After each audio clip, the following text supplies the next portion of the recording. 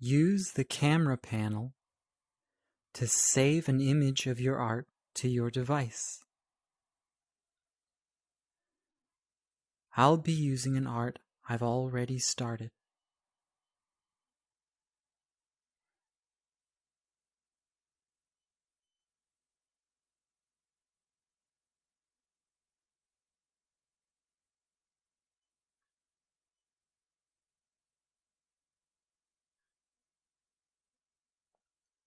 The camera can only see your art. Control panels and controllers will not appear.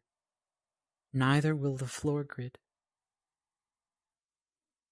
To begin, line up the image of your art that you want. When you're ready, click the Capture Image button. You can download the captured image from the Files panel.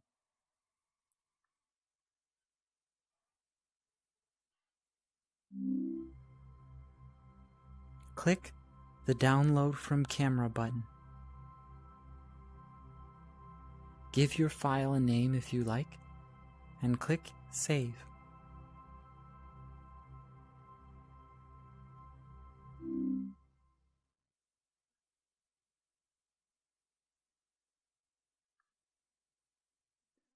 By default, the camera saves images in 720p.